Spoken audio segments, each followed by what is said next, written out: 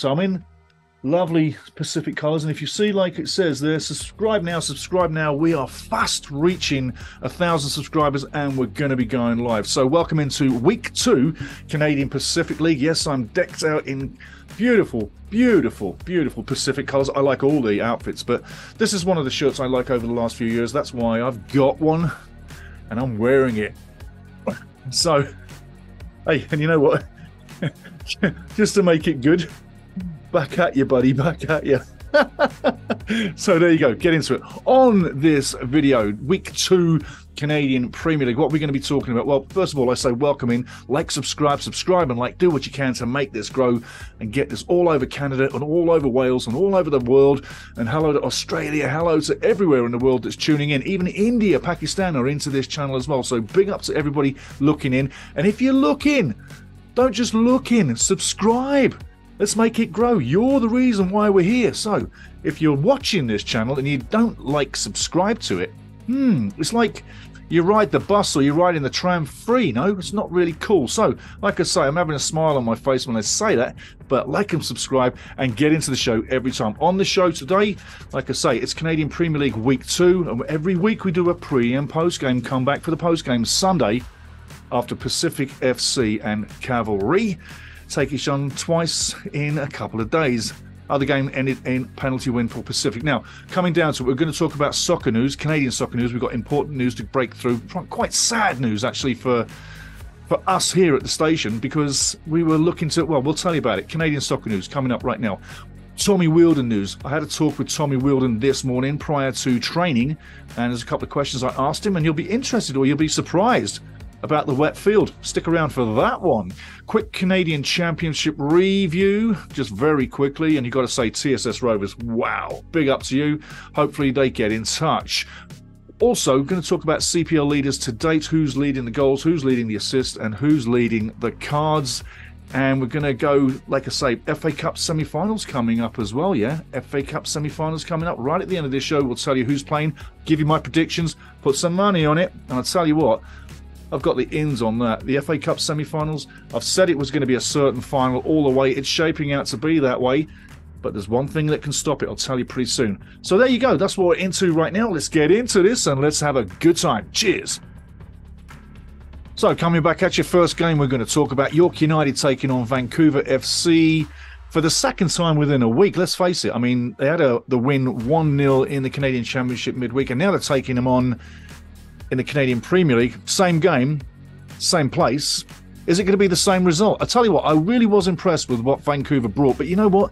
You got to say, I did say York United was a team that had it pretty much together. They've got the experience, the unity, the bonding. They've been together quite a while, and you got to say that does really help you along the way. Vancouver still finding their field, still bonding. But I tell you, I do like what they see. Is it out of the realm or impossible for Vancouver to get a result here? I tell you what, if I was Vancouver, I'd be trying my best to just get the draw, get the first points on the board, and then move on from there.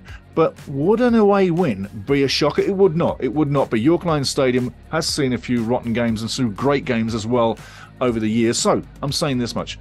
York again should be the team to take it. But you got to say, you cannot rule out Vancouver FC picking something up, because there's a certain bonding going on there, and they really are starting to play decent football, yeah? For a team that's an expansion team, I'm quite surprised how good they play. I thought, no disrespect, but I thought they would be much like Edmonton FC from last year. No disrespect to Edmonton FC, but they really were, if you was a boxer, you had a glass jaw. They really didn't last the rounds, yeah? They didn't have the quality, they didn't have the manpower, and bless them, they fought all the way to the end. Alan Koch as well, the coach, but you got to say quality is quality. And Vancouver FC is showing signs of quality. So on the day, I'm saying it's probably going to be a 1-2-0, maybe a 1-1, maybe a 2-1. But I'm thinking York United is the team to win it. Vancouver, don't rule them out getting something, but I'm sure they're not going to make it easy. On the day, give it to York. Nathan, you're looking in for 3 points. And I've got to tell you, not a bad start to the season so far, considering the last home loss against Valor really was not your best. Okay, moving on. Next game up is Forge taking on Halifax Wanderers.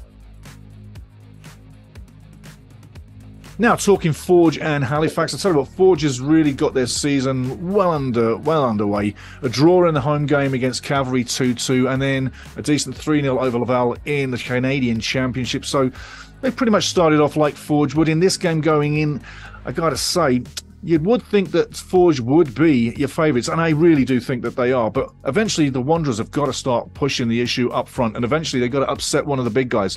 And eventually they've got to make a move on getting into the top 4, work in a position, say 3 or 4, and stay in there. That's what it's called about success. Right now, I don't really know for sure if it's going to be a change of a season, but it's still early days. But what could change a season is a win in the right place. A win at Forge, Tim Hortons Field, could really set up Halifax Wanderers season moving forward. They need the win, they need the points. This is the time to do it. It's early season. Start the wins, start gathering points, start the confidence, start the self-esteem building, start becoming a greater team in the league. That's what they've got to do. All through last year, they had the signs of becoming something, but the goals didn't flow.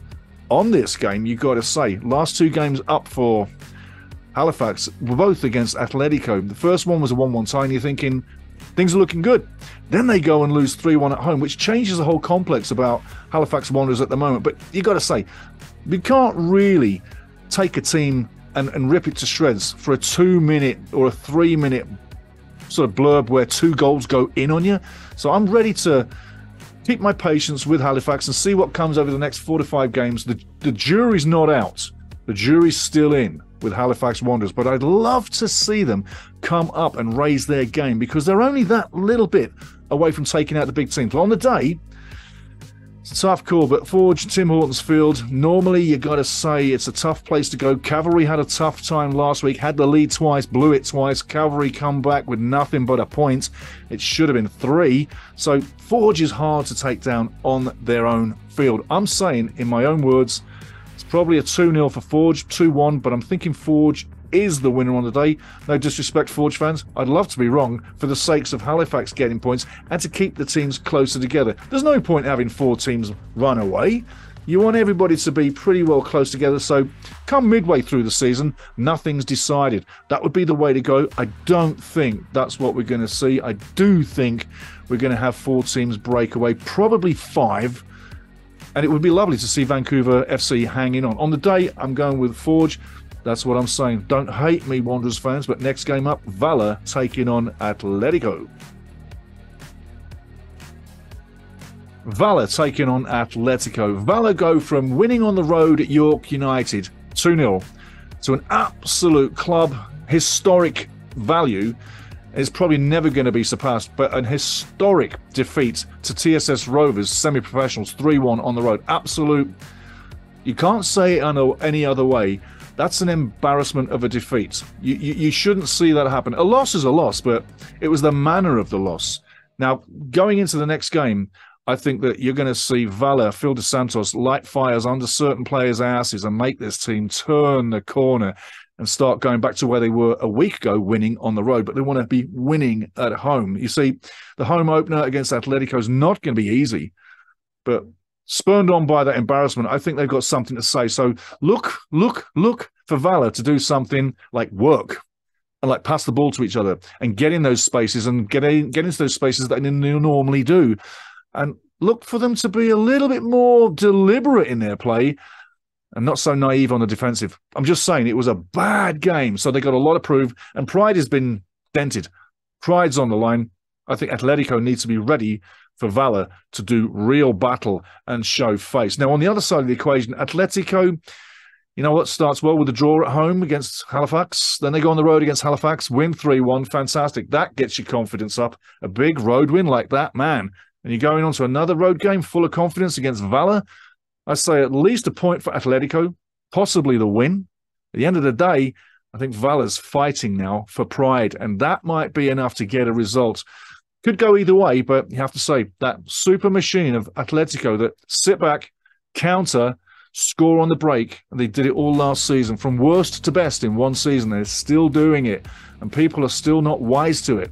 Well, if they sit back, why don't you sit back, stretch the field, stretch them, make them play a different game? Just saying, there's all sorts of tactics that you could employ. to make it go against what they like you to do. Do something they don't expect. I have lots of ideas tactically in between the lines and in between the half spaces that never get done. You only need one guy in certain areas that could change the game, change the play, and change the literal outcome of a game. Anyway, moving on.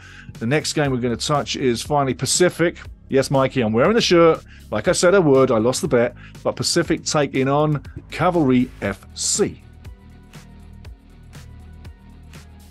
So, that's the games done. Now let's take a look at the leaders in the league. It's early in the days. We've only got one game in, but there are leaders in all departments. Looking at the goal-scoring leaders, top of the goal-scoring leaders is Michael Gabriel Cantave from Cavalry FC. If you want to check the leaders, there'll be a link down below. Don't worry, we'll put it there.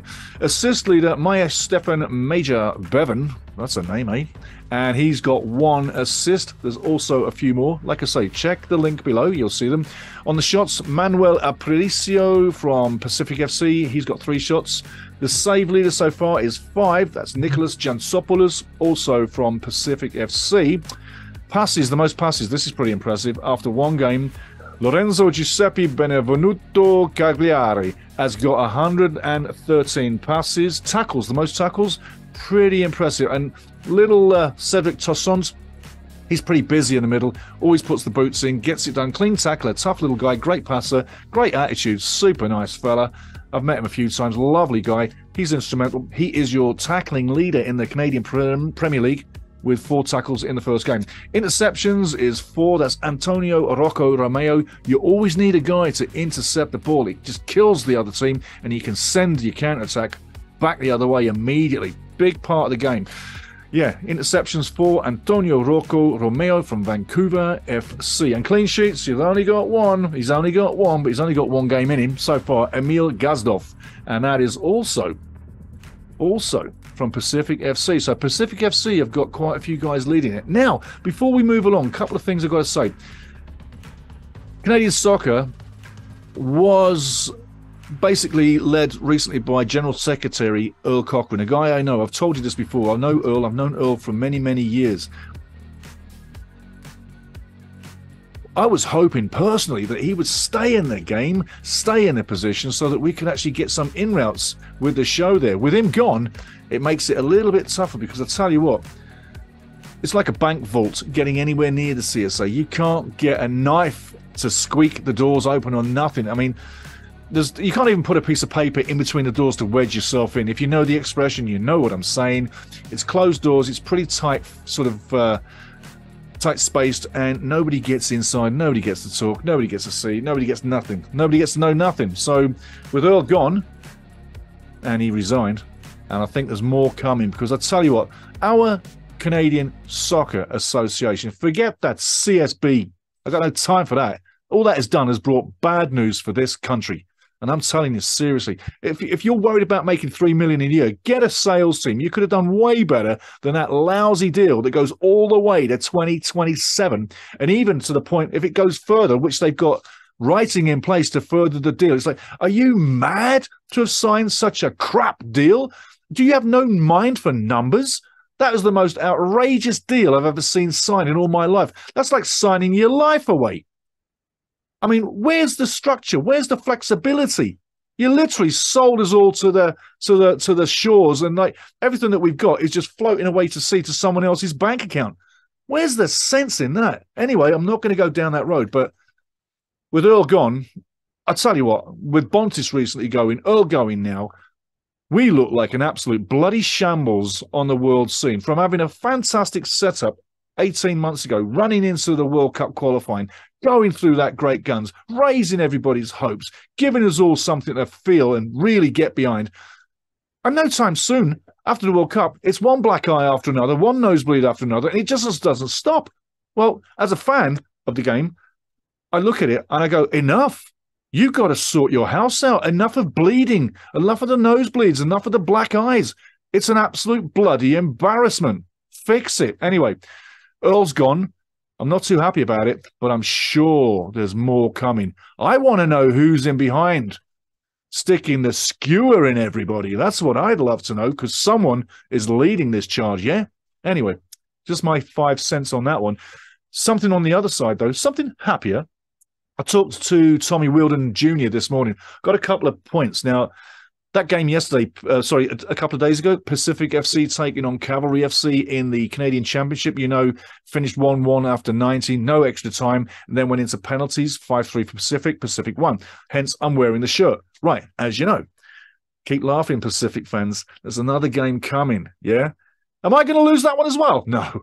Please, no. Please, no. Anyway, I talked to Tommy Wheeldon Jr. this morning before training, and I said, pretty decent game there, but what about the wet pitch? I said, because I said to Tommy directly this. I said, Tommy, knowing where you're from, you trained on mud, you trained in the rain all the time, and you're used to those lousy, nasty fields that you never get to play on. I said, what about the guys last night? It seemed a few guys weren't too comfortable in that rain. And he said, yeah, absolutely. He said, most of the guys have never played on a field that wet, that cold, and the ball really did take a little bit of time to get used to. He said after about 30 minutes, the guys were really sound on it. He goes, but then the weather started to get better too. He said, but no, a wet field is something that really, it's something that they're not used to. And I find that really staggering because if you're a football player, you've got to be able to play in any weather. Sun, hail, fog, snow, rain, hot weather. You've got to be able to play in all of it because they play in that weather and those weather conditions all around the world. Just saying. You know what I'm saying? Anyway, moving on, something else with Tommy. I said 2 games in, no losses, but you're out of one competition already. How do you feel about it? How's the team morale? Basically, he said, it's an interesting point to be in 2 games, not to have lost, but to be out of a competition. He goes, the guys are a little bit sad about that, but at the same time, we haven't lost, so morale's still good and confidence is still sky high. And I also said, you've changed the team around. You jettisoned a lot of players out of the team. You brought a few guys in. I'm surprised how well it's all melded and meshed together beautifully. The signs are that you probably got a better team this year than last year. He smiled. He was quite gracious about it. And he said, hopefully if it works out, we will have, is we being Cavalry FC, his team. He says, hopefully we will have. So let's see what happens for that. Now, one little thing I want to tell you about before we close down. It is a CPL show, but we're going to tell you this weekend is absolutely FA Cup final weekend. If you're an FA Cup final lover, the oldest soccer competition in the world, there's 2 semi-finals coming off this weekend. One is Manchester City taking on Sheffield United. I'd love to see Sheffield United go through. I really would, my man. Gaza knows what I'm saying. But I think Man City probably are going to be too much for Sheffield United to take out. I'd love to see United win, but I think it's going to be Man City. On the other semi-final, it's Manchester United taking on Brighton. In midweek, Man United were absolutely embarrassed with horrific defending by Maguire and David De Gea. Schoolboys do better. These guys need firing on the spot. I don't know how Man United can keep Maguire and De Gea for all the goals that they've coughed up. Man United are in the position that they're in because of those 2 guys. They're out of Europe. They looked terrible. They lost 3-0. And coming into this semi-final, they're taking on Brighton. Brighton, in form. Fantastic season. Looking to pop into a European place, yeah? I'd say there's a good chance Man United better beware that they don't lose that semi-final.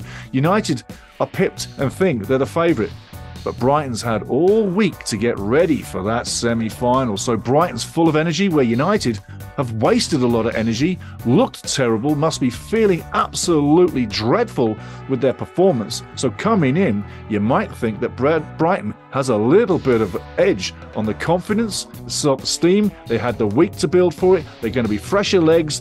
I think you've got to look at Brighton probably upsetting Manchester United in that semi-final. Anyhow, that's all we've got time for you. CPL fans, get into it. Remember, like, subscribe, and like. Get into this. We're nearly at 1,000. Help us to get over that hurdle. Come on, guys, help us. And if you're a Wrexham fan, I'll be talking to you tomorrow. And if you're a Cavalry fan or a CPL fan, we'll be bringing you the post-game CPL Week 2 on Sunday afternoon. Cheers, guys. Have a great weekend. Enjoy your football. Really get into it and enjoy your football. And a note to the CPL fans, I think we're in for a really good season. Cheers.